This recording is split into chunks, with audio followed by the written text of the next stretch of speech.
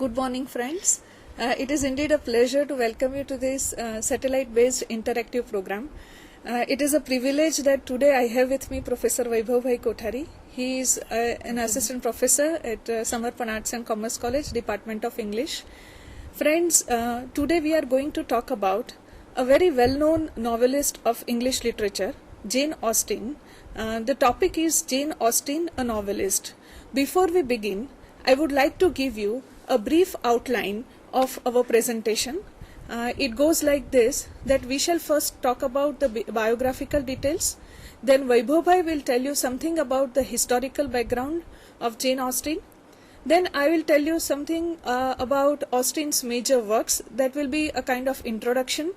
And then Vaibhav Bhai will tell you something about the thematic preoccupations that we find in Jane Austen's novels. Now have a look at this picture. This beautiful picture was made by Jane Austen's sister. That was at around the beginning of 19th century, and this is the modern version of this beautiful picture. Friends, Jane Austen is a very prolific, prominent, significant and a renowned novelist. Not only the students of English literature, but also the students of other disciplines, and any layman will tell you at least something about Jane Austen. So she is such a popular name today in all the literatures.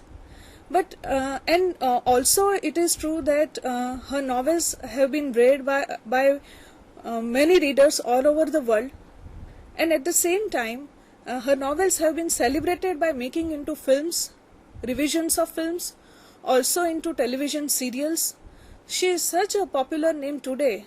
Unfortunately, the author herself, the novelist herself, Jane Austen, she could not enjoy the success during her own lifetime because she had to publish her novels anonymously. This is only because she was born as a woman, and writing was considered as a male genre where woman was not supposed to enter. It was a patriarchal social system that in which Jane Austen had entered, and when she wrote her novels, she was severely criticized. She could not, first of all, she published her novels with a pseudonym, a lady, and then anonymously also. So this reminds me, Vaibhav Bhai, of one Greek mythology. It is the story of Philomela. Philomela was a poetess. She was a singer. She had beautiful voice. She was in Greece. This is the story of ancient times. It's a mythology. And Philomela, she was once harassed by Theseus, a knight. Philomela, she started complaining about Theseus in her poems. And then Theseus, he sent his soldiers to cut her tongue. Philomela was made speechless. She was made tongueless, and yet she did not stop singing her songs. She went on singing her songs. People could not understand her language, and yet she did not stop. I think this is what happened with Jane Austen also. Nobody could understand her language, and she was being criticized for being a very domestic novelist, one who writes about petty themes. That's what the traditional critics believe.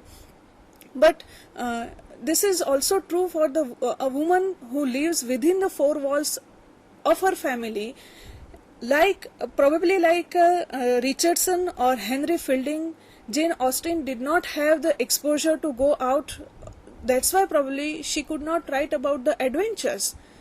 This Jane Austen, she was not known during her lifetime. Even after her life, we find some of her criticism somewhere in articles or in some reports.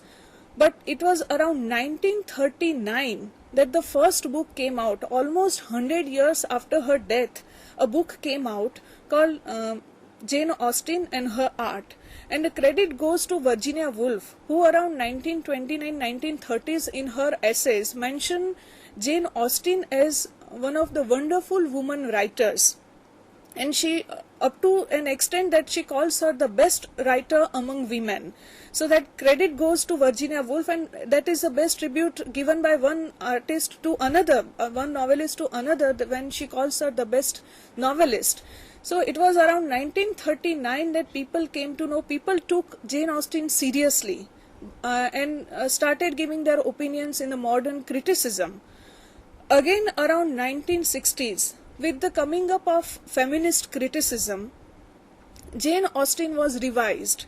And in 1970, with the coming up of gynocriticism, which is centered around woman or a woman's writing, it says that a woman has a special female bonding, and that female bonding is very much there in Jane Austen's novels. So Jane Austen, who was being criticized for being so very feminine, now the feminist critics, the feminist readers, they believe, not only gynocritics, the womanists also believe that a woman has a special female bonding, and that is also known as a sisterhood among women. So after 1970s and womanism after 1990s, now she has been appreciated all over the world by women writers, to an extent that most of the feminist criticism, it begins with Jane Austen. She is also known as the mother of English novel. Like Richardson as the father of English novel, Jane Austen as the mother of English novel. So, it is very interesting to note that in 2010, that is recently, Harold Jacobson, who received a Booker Prize, he is known as a Jewish Jane Austen. So now imagine a writer who worked anonymously. Now her name is used as a nomenclature for Harold Jacobson. So this is the journey that Jane Austen has covered. Friends, now it is time for us to look at some of her biographical details. Jane Austen was, as you can see on your screen, she was born on 16 December 1775 in the village of Steventon in Hampshire County, England. She was the daughter of Cassandra Leigh and the Reverend George Austen. There were 6 brothers and 1 sister. The one sister is also known as Cressida, and Jane Austen was very close to her sister. And because it was such a huge family, in her novels we find that there is no the concept of nuclear family. All her characters are into huge families.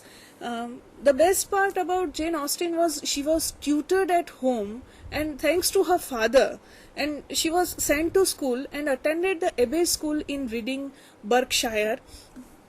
This was when women were not being educated, they were not sent for education, and her father, who was also an Oxford graduate, he was a clergyman. He was a very well-read person. He had a library of around 500 great volumes. So he sent Jane Austen to school. That was a wonderful work that father did for his daughter. And this is Jane Austen's house in Hampshire. It is turned into a museum, and all her works have been kept. The original documents, manuscripts are kept there in this museum named as Jane Austen's Museum. Now, in around 1801, from Hampshire, her father moved to Bath, and after Bath in 1805, after father's death, 2 sisters and mother moved to Southampton. They moved to their mother's cousin's estate, where they stayed for almost 15-20 years. Jane Austen started writing at an early age, and her earliest known writings date from about 1787. Now she started writing diaries first and letters also. Here I would like to mention that a woman who begins to write, she started writing in a very male-dominating fashion. At the same time, she had entered into a discipline which was dominated by men. She was walking on an untrodden path, and she did not have any ideals before her. There were no great women writers before her, but then she had her own way of writing. And this reminds me of a feminist theory which says that a woman writes, she begins with diary. She begins with her own experiences, that is either with diary or with an autobiography, or she would go on writing letters, because these are the very handy forms. Women who are not trained in poetry, formally trained in writing poetry, it becomes difficult for them to write poetry. Women who do not have exposure of the outside world, it is difficult for them to write about plays because they don't have theatrical details. So for them, these genres like diary writing, autobiography writing, letters, they are very handy. And in the similar fashion, Jane Austen started writing diaries. It is also said that it serves as scriptotherapy, because writing is therapeutic. When there is a cathartic compulsion, a writer needs to write out something, and this is from her letters to her sister Cassandra. It becomes evident that writing was a need for her. Here, Vaibhabai, I remember one incident that is by Indira Goswami. I was reading an article titled "How I Became a Writer." There Indira Goswami says at the end of the essay that writing amidst all my sufferings and amidst all my pain, writing became a golden key. And so it was this golden key, I think Jane Austen also found that golden key at a very early in her age. Some of her earlier works were published anonymously. I think all of her, not only some, all of her works were published anonymously. She never married during her lifetime, and she never had a room of her own. It is also said that she used to hide her manuscripts from her cousins, from her niece, from her nephews. She would write in her private chamber, and nobody was allowed there, because writing was not considered good for women. So she never had a room of her own. She used to camouflage not only her writings but also her personality. She died on July 1870 in Winchester at the age of 41. It is said that she died of Addison's disease, and some believe that no, it was because of tuberculosis. We don't know, but she died at the age of 41. But she is being made memorable by her works, and we know her as one of the most prolific writers of today's time. In her works, we can see Sense and Sensibility. It was actually written in 1795, but first the publishers rejected. Without reading the script, Sense and Sensibility was rejected because it was written by a woman. She had titled it as Eleanor and Marian. Then during the publication, she changed the title and it became Sense and Sensibility. It was the same case with Pride and Prejudice, that she wrote it as First Impressions. It was again written in around 1795. It got rejected, and she published it in 1813, Mansfield Park, 1840, Emma, a very well-known novel, 1815. These are her posthumous publications. The first two were published by her very dear brother Henry. One is Persuasion and Northanger Abbey. Northanger Abbey, she had started writing earlier around 1790, but it got published in 1817, and unfinished novel Sanditon was published in 1925. So these are the major works. There are also some works like Love and Friendship and some stories by Jane Austen, but these are the major works that we know today, and that is what she is known as a writer today. Critics, one critic, that is Sir Walter Scott, her contemporary, he wrote, it's a great tribute. He says that that young lady has a talent for describing the involvements of feelings and characters of ordinary life, which is to me the most wonderful I ever met with. So this is one of the best tributes by contemporary writer. And Virginia Woolf, as I said earlier, she called Austen the most perfect artist among women. So these are the popular critical views on Austen. This is the cover page of Austen's book Emma. This is Jane Austen's Sense and Sensibility. This is Pride and Prejudice. This is Persuasion, Northanger Abbey. And these are the letters of Jane Austen that she wrote to her sister Cassandra. It is said that Cassandra had destroyed many of her letters and also part of her diaries. So now I request Vaibhav Bhai to tell us something about Austen's historical background, because Austen in her novels strangely does not talk about history of her time. So now I request Vaibhav Bhai to tell us something about Austen's historical background. Vaibhav Bhai. Thank you, ma'am. Good morning, friends. We know by now that Jane Austen has been wrongly termed as a domestic writer, and in fact I would like to call her the goddess of small things, because she has concentrated upon the seemingly small things of life which nobody wants to focus their attention upon. And like Virginia Woolf, she also talks about the trivialities of life. But, in a way, both of them are different writers. Today we are going to talk about Jane Austen as a novelist, but in order to evaluate her novels, we must contextualize her writings, the age in which she wrote her novels, and that was the time in which many major events took place. But as Rucha ma'am told us, there is not a single hint of those events in her novels. There are some stray references about those events.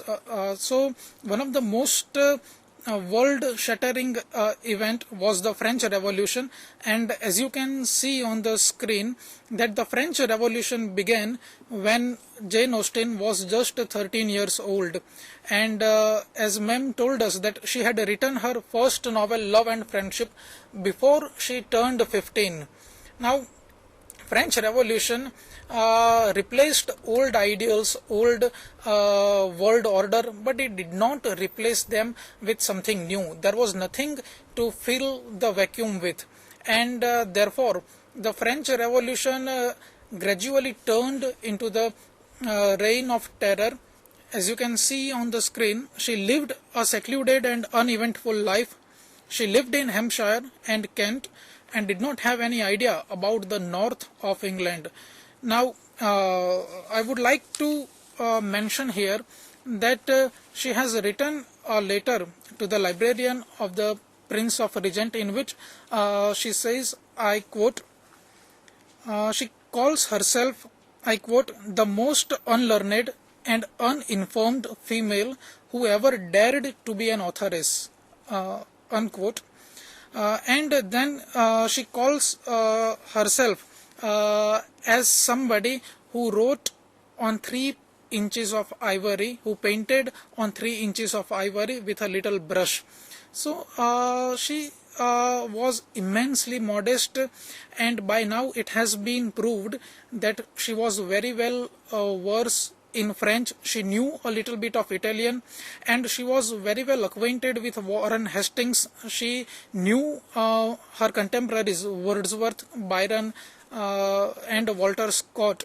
And if you look at some of the novels of Jane Austen, then you will find that her heroines constantly talk about books. For example, Marianne discusses about some books that she had read with Willoughby, and she was rapturous when Willoughby also talks about those books in a learned manner.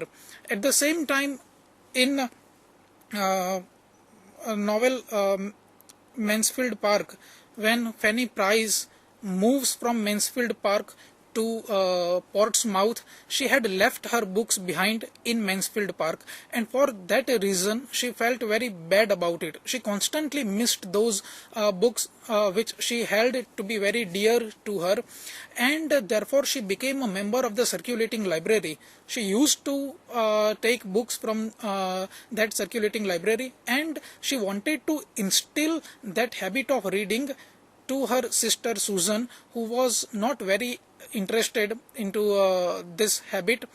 At the same time, her another heroine, Catherine Morland, is also very fond of novels, and we have a reference of Dr. Samuel Johnson. Fanny Price quotes Dr. Samuel Johnson when she moves from Mansfield Park to Portsmouth, and the reference is actually about what Dr. Johnson differentiated between matrimony and celibacy.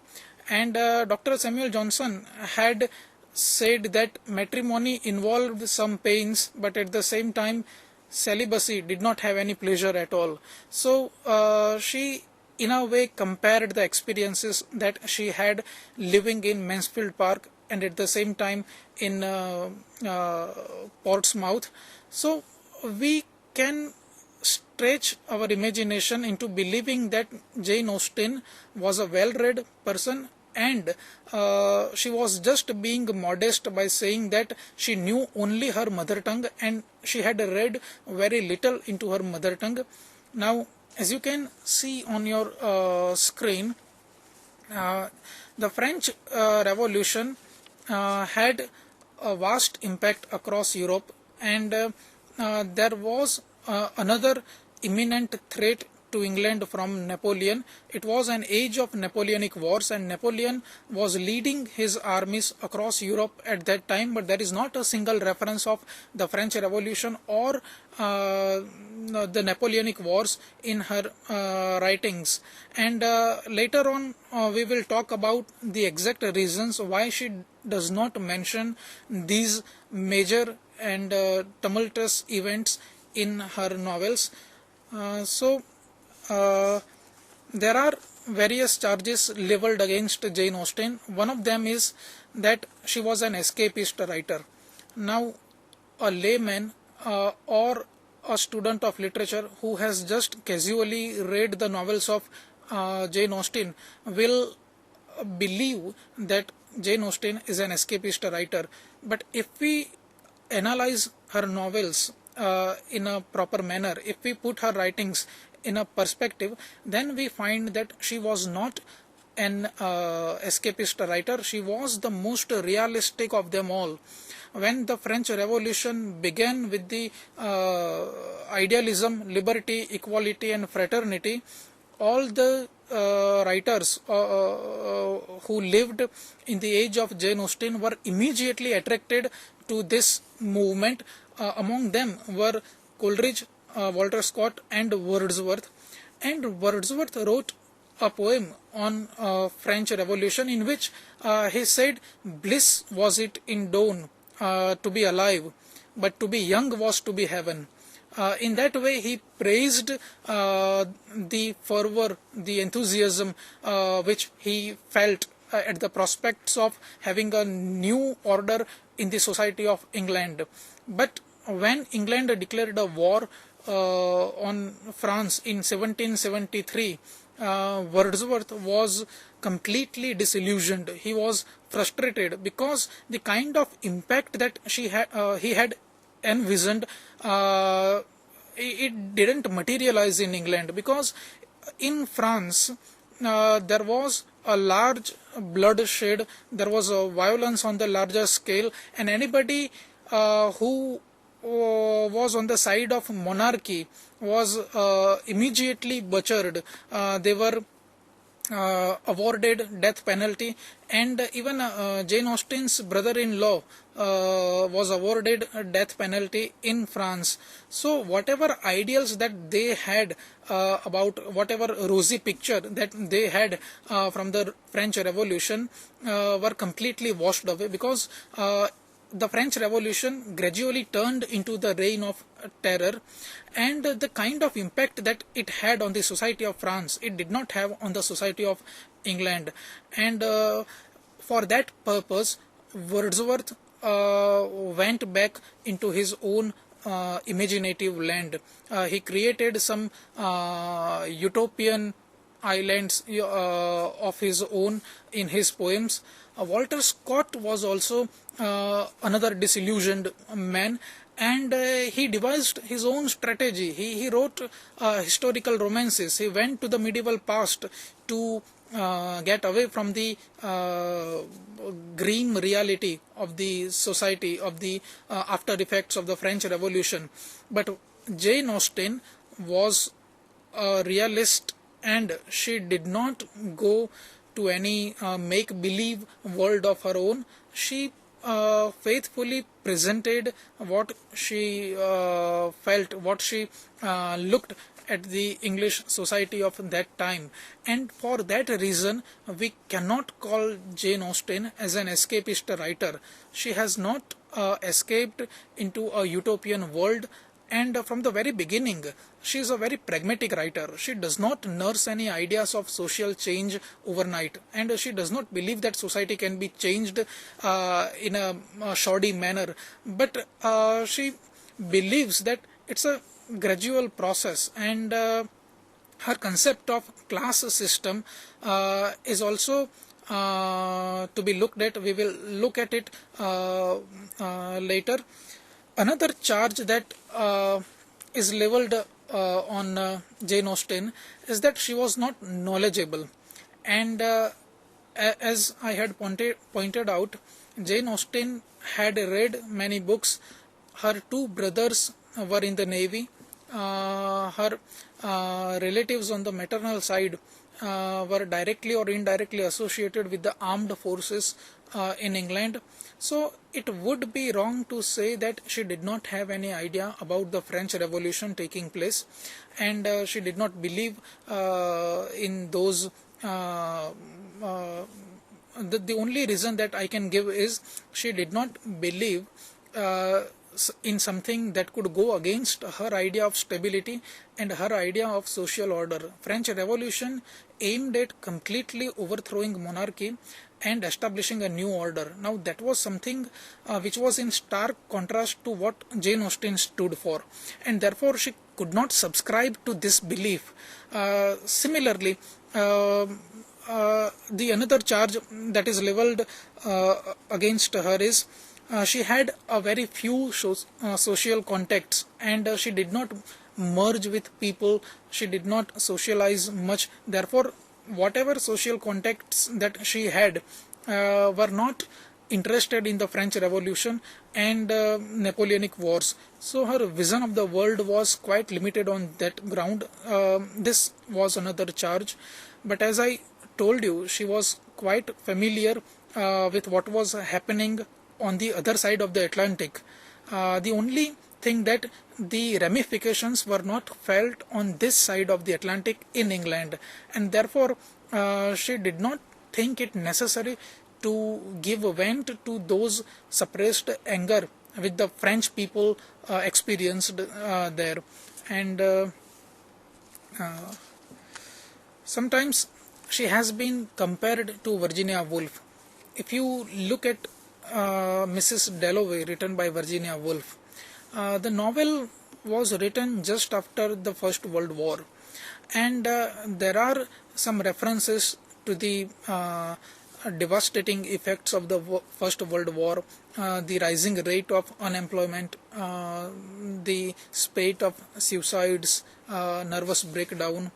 But the central character, Mrs. Dalloway, Clarissa Dalloway, in no way she is moved by these events. She is planning to throw a party when the novel opens, and she gives a party when the novel ends, and she doesn't have any ideology of her own about the war. and the kind of aftermath that it has produced.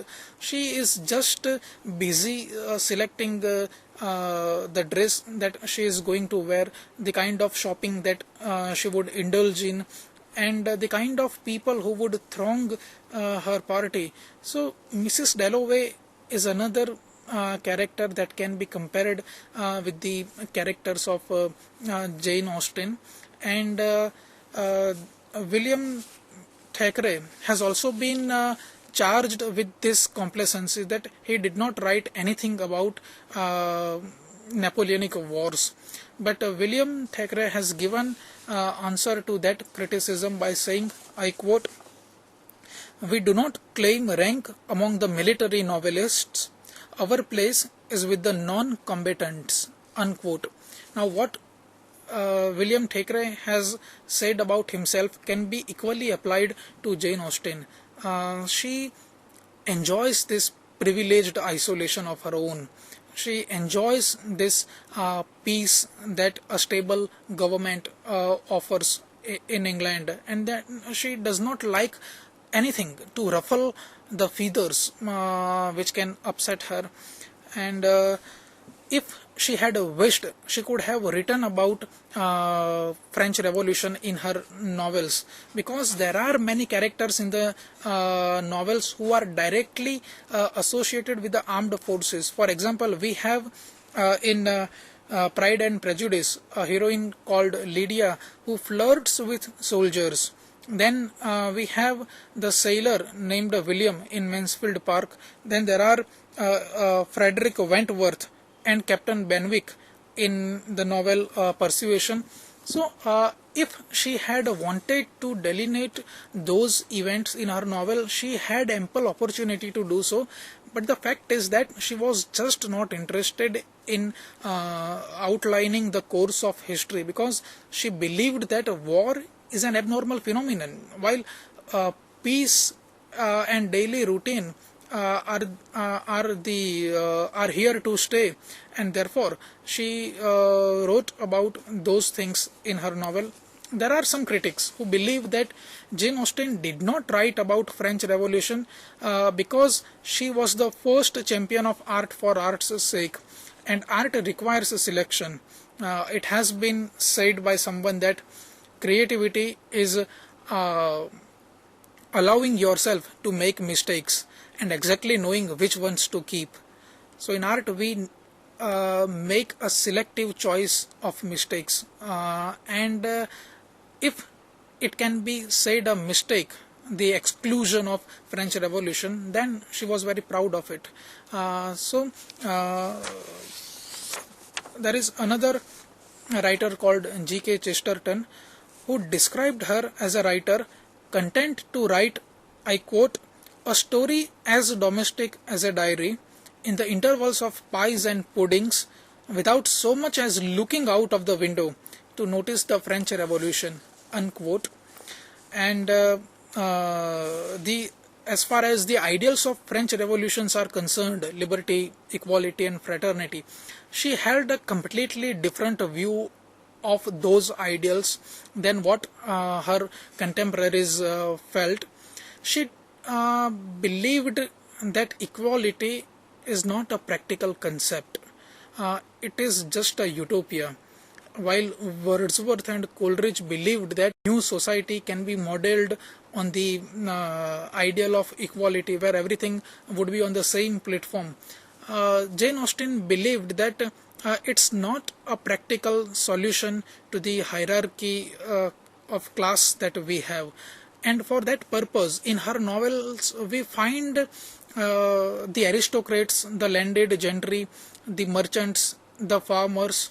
But the thing to be noted here is that there is no hostility between all these classes. There is definitely a hierarchy of classes in these novels, but there is not a sense of vengeance or a sense of revenge in her concept of hierarchy of classes.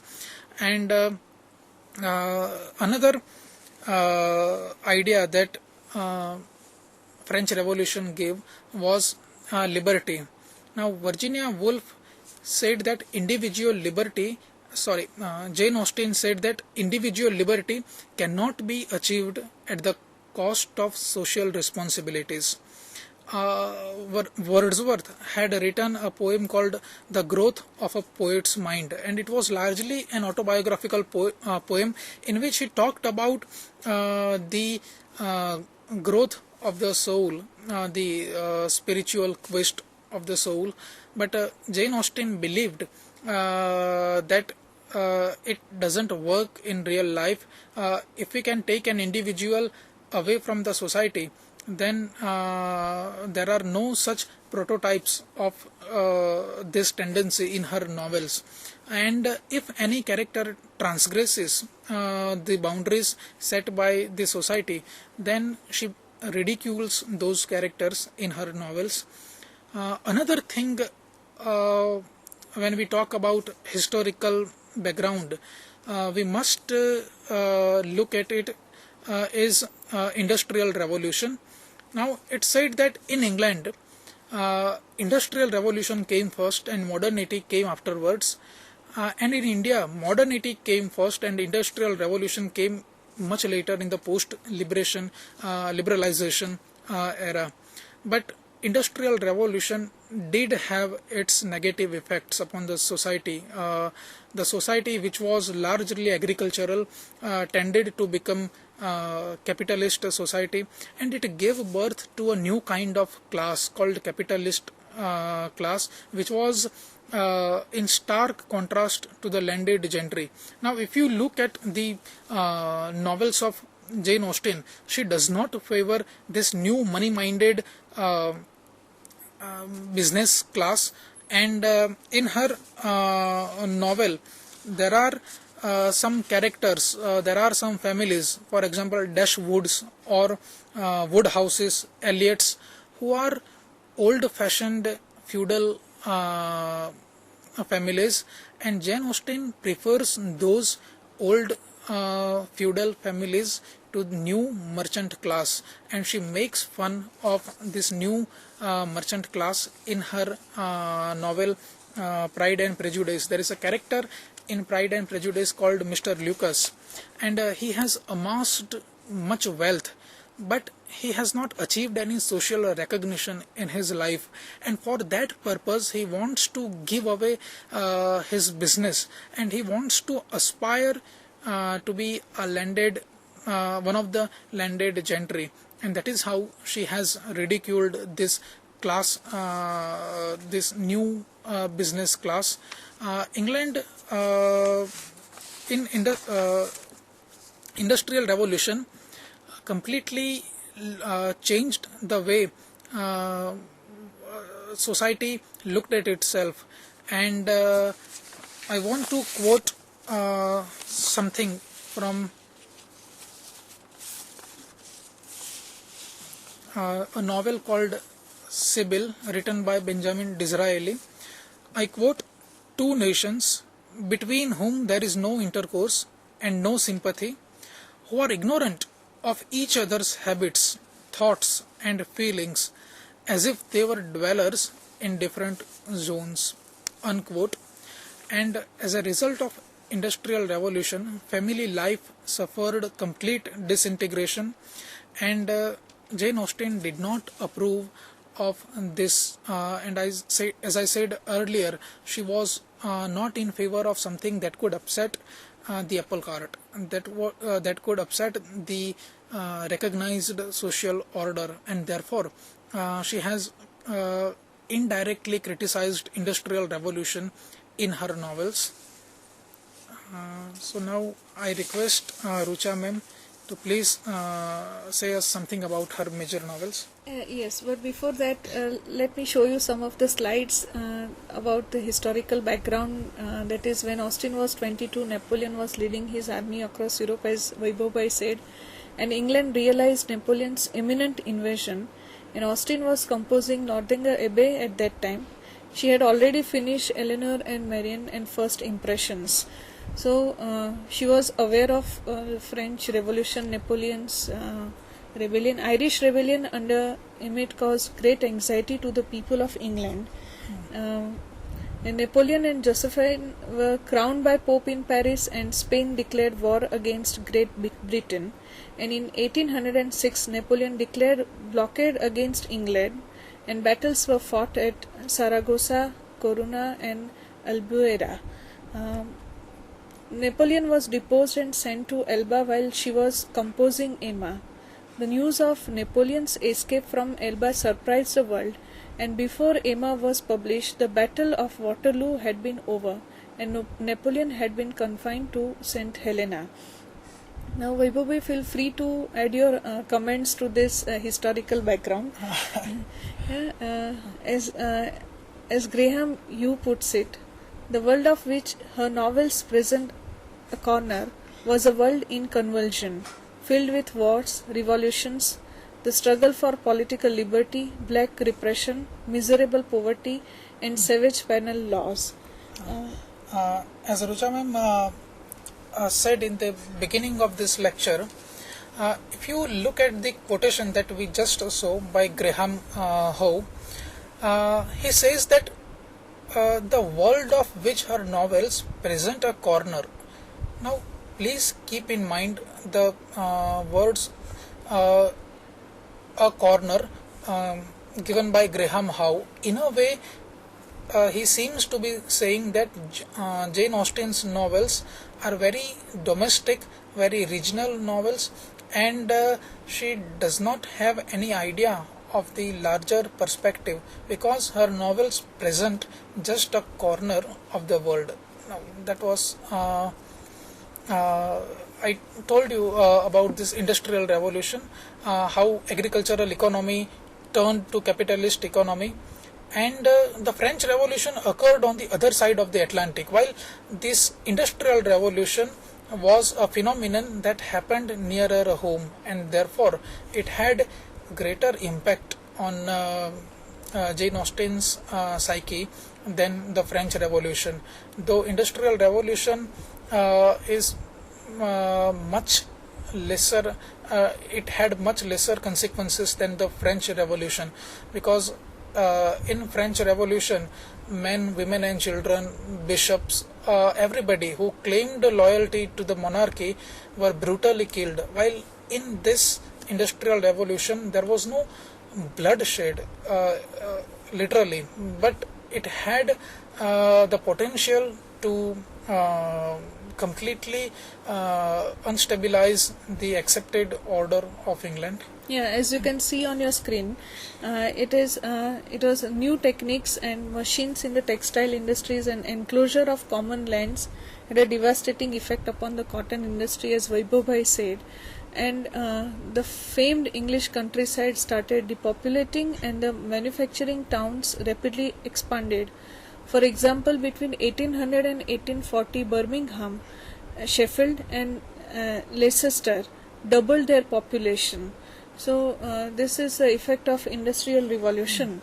The gap between the rich and the poor widened, as if England had been divided into two halves.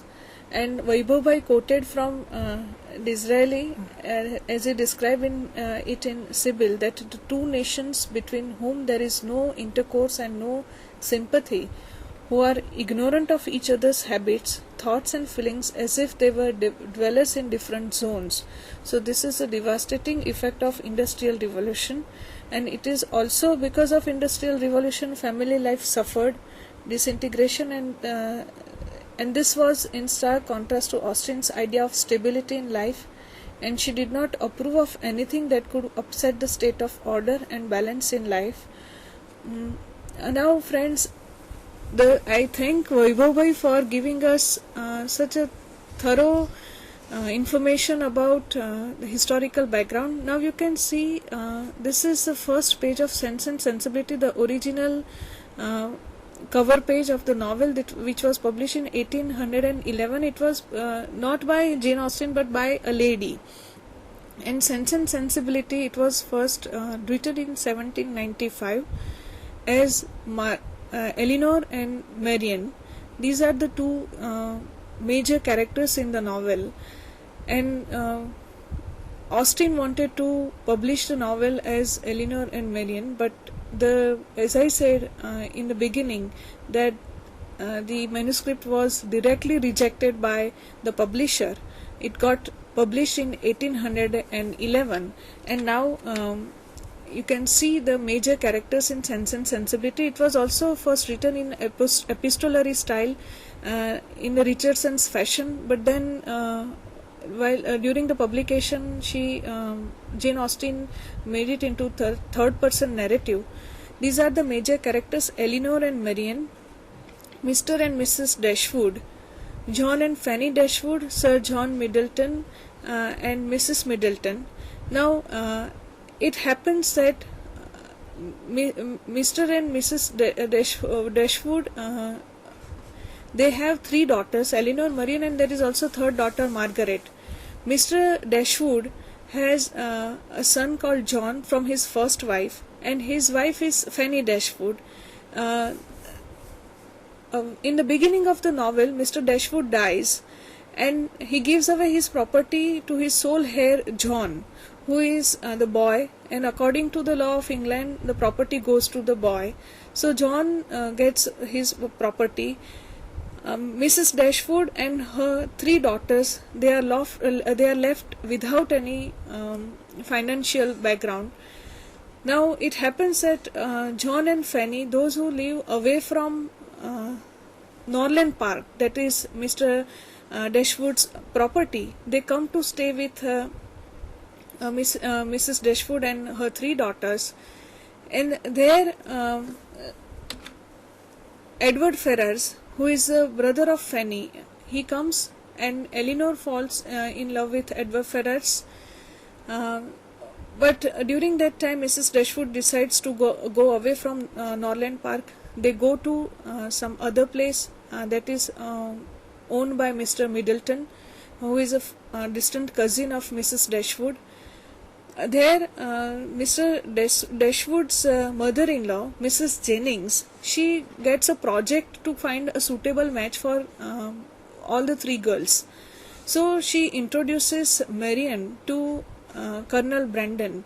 Now Marian finds him a very difficult person, because Brandon is a very serious kind of guy, and he is also 35 years of age, almost 17 years older than Marian.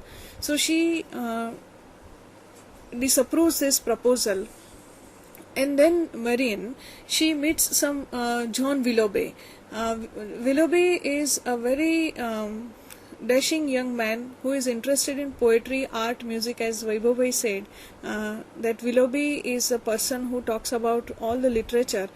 But he cheats upon Marian. He runs away with some other woman, and then Marian matures.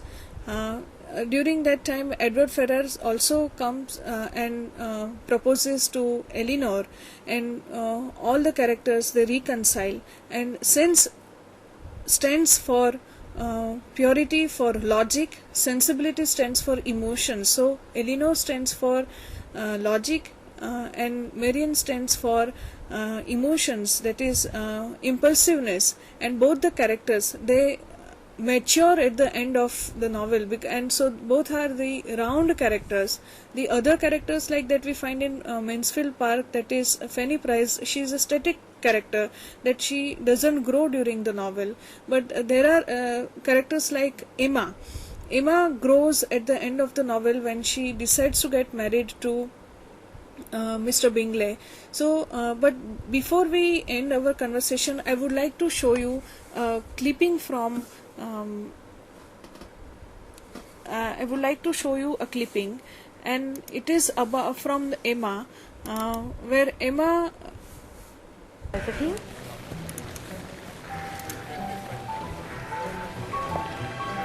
Miss Taylor, it would be an honour to receive you one day at Bramble. I would be delighted, Mr. West. Splendid. Oh dear. Poor Miss Taylor. You must stop this at once, Emma, this matchmaking. It is of the greatest misfortune for poor Miss Taylor. Just think, she's been with us and our family for 17 years. She might have stayed here till she died, if you'd left well alone. Misfortune? But now she has the greatest future ahead. A husband she loves, a house, and maybe even a family. A family? Surely not. Surely you would not deny her that. She's looked after us so well and for so long. Mothers die, and that is a fact. Miss Taylor is not young. Oh dear, you should not make matches or predictions. Unfortunately, they all come true. Everybody said that Mr. Weston would never remarry, yet I knew from that day with the umbrellas that he would marry Miss Taylor. It is my greatest success.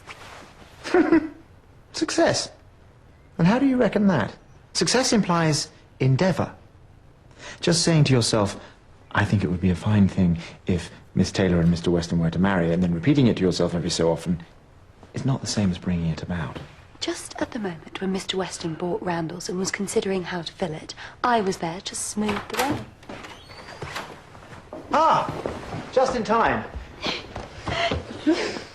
Emma was in the process of likening you to some new drapes or a sofa. I believe congratulations are in order. Oh, we have so much to plan. For, of course, as Hartfield is as much your home as mine, we will have the wedding here. Then there is the guest list to compile. Will Frank Churchill be coming? Well, he has written to congratulate us and assures us he will be here. You would think so. It would be the least he could do for his father. Oh, then there is the cake to think about. No cake, surely not. Oh, yes, Father. You would not wish to appear ungenerous. Ungenerous? I'm the soul of generosity. Yes, of course you are. So there must be cake. No, cake is bad for you, especially the young. No cake.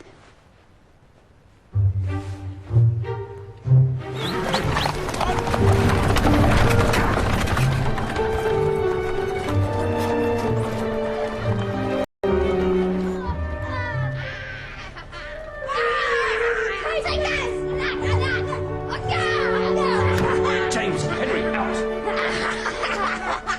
Hey, come back here! Never! Oh, no wonder Father is concerned for Miss Taylor. After all, she is not young. And uprooting to Randall's, though it is but half a mile, will be an upheaval for all. You moved here, my love, all the way to Brunswick Square, London. Yes, of course, but I never would have done so unless there was Emma to leave in charge of Hartfield and Father. Well, so Emma must never be allowed to marry. But she has no wish to. She does not need to. Anyway, a husband might expect to tell her what to do, and she won't like that at all. And she is too busy marrying off the whole of Highbury to each other. You will return to find Miss Bates engaged. Uncle George! Uncle George! Yes, I know, I promised. Put them down, Uncle George! Put Obviously, them down! you can again at your own game. Children, stay away from the cave. Don't run so fast. Dr. Perry, I do so wish I could have prevented the cake. I know how strongly you disapprove. I'm so sorry that Frank was not able to come after all. Yes, my dear. He was very sorry to miss the occasion. His aunt could not spare him. She's so very ill. I think he does it to increase his mysteriousness. He deliberately has not come back to Highbury all these years since he was a little boy. We ladies can only be more intrigued and savour our anticipation until he does visit. Which will be very soon, I'm sure. Mr. Weston? Mr. Baker? Hello. Hello. Baker? Yes, indeed, yes. My wife is... Though she would never have admitted it to anyone, Emma felt, just for one moment, a strange sensation. That maybe, through her own endeavours, she was about to lose something that might never be recovered. We have to play, please! Father, the children are allowed to eat the cake. It is not good for them. Makes them too excited. Friends, I hope you have enjoyed this clipping. As Vaibhav bhai said that there is nothing like French Revolution in these novels. It is all about love, marriage, hatred, heartbreaks, and everything. Intrigues are there. And do read Jane Austen's novels. They are very interesting, and read it from a postmodern perspective and not from that classical tradition of criticism.